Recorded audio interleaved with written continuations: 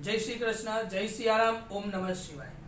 सर्वप्रथम आप सबको अधिक मास के 20वें दिन की हार्दिक शुभकामना। 20वें अध्याय का प्रारंभ कुछ इस प्रकार होता है कि सुध जी कहते हैं कि नारद जी नारायण जी के मुख से राजा दुर्दनवा की कथा सुनकर अपने आप को अतृप्त मानने लगे। बाद में नारद जी नारायण जी से कहते हैं कि राजा दुर्दनवा ने वाल्मीकि जी से ऐसे कौन से प्रश्न पूछे।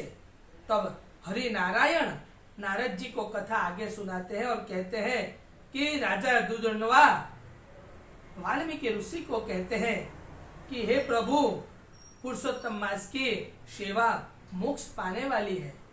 उनकी सेवा से पूर्व जन्म में मेरा पुत्र पुनः जीवित हो गया था, तब मैंने विधि पूर्वक बाद में पुरुषोत्तम मास का व्रत किया था।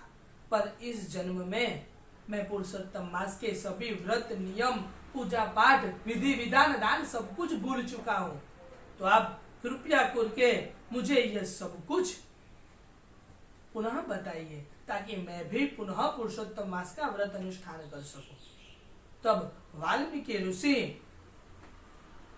व्रत के नियम, पूजा पाठ राजा दुर्दनवा को कहने का प्रारंभ करते हैं कि इस मास के प्रथम दिन पर प्रातः काल उठकर ब्रह्म को याद करना चाहिए।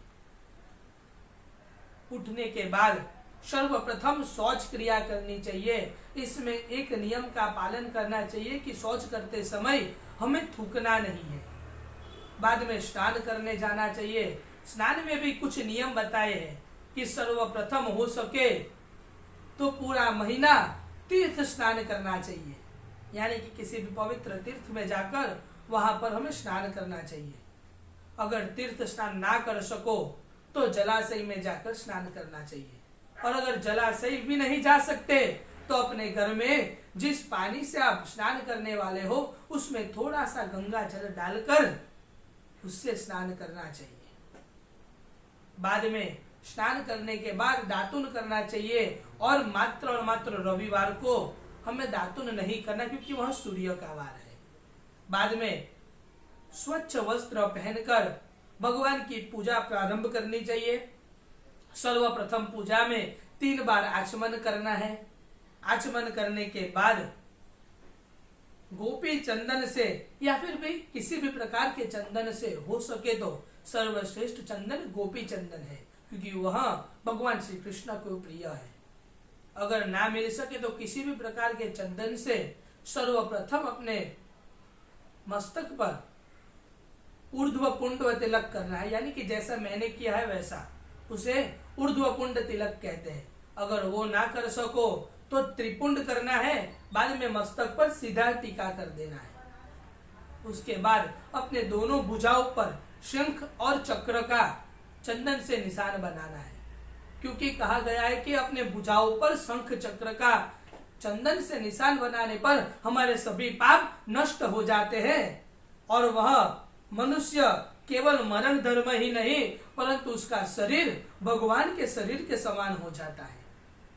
इसीलिए अपने दोनों भुजाओं पर शंख और चक्र का निशान बनाना है। बाद में प्राणायाम करना है और अगर आपने यज्ञोपवीत धारण की हो तो बाद में प्राणायाम के बाद संध्या वंदन और गायत्री जप करना है। और अगर आपने यज्ञोपवीत धारण न की हो तो आपके घर में मंदिर में जो भगवान आपने स्थापित किए हैं उनकी सेवा पूजा करनी है। बाद में आपको सूर्य देव को अर्घ्य देना है। भगवान के सामने सूर्य देव का मंत्र का जाप करना है। बाद में जहां पर आप पुरुषोत्तम भगवान का कलश का स्थापन करने वाले हो, सर्वप्रथम उस जगह के ऊपर गंगा जल का छिड़काव करना ताकि वहां पवित्र हो जाए।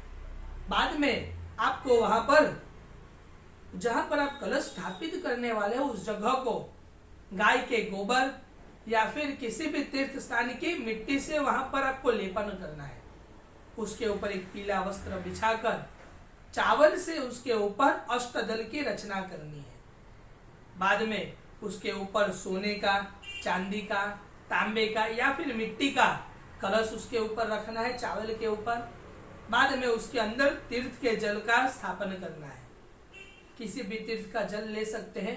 बाद में उसके अंदर सभी तीर्थों का आवाहन करना है। आवाहन करने के बाद कलश के अंदर कुमकुम चंदन डालना है, थोड़े से चावल डालने हैं। बाद में कलश के सामने धूप दीप और नैवेद्य करना है। इतना हो जाने के बाद मन में भगवान पुरुषोत्तम का स्मरण करना है।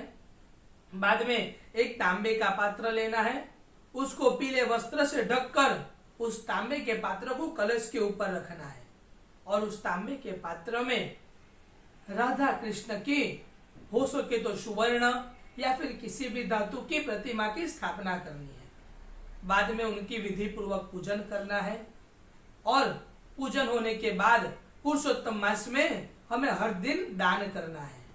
और दान के लिए यहाँ पर एक बहुत ही अच्छी बात कही गई है कि जिस समय धन मन तथा पात्र लेने योग्य मिल जाए तब उस समय मनुष्य को दान देने में थोड़ी सी भी देर नहीं करनी चाहिए। यही उसकी बुद्धिमता है। और सभी मास में अगर हम दान करें तो वह धर्म कहलाता है, पर अगर हम पुरुषोत्तम मास में दान करें तो वो महाधर्म कहलाता है। इसलिए पुरुषोत्तम मास में दान का सबसे ज्यादा महत्व बताया गया है। इसलिए भगवान की पूजा करने के बाद हमें दान करना है। दान करने के बाद हमें श्रीमद् भागवत पुराण का श्रवण करना है या फिर पठन करना है, यानी कि पढ़ना है। बाद में भगवान का नाम स्मरण करते करते हुए हमें अपना पूरा दिन भगवान के नाम स्मरण में निकालना है।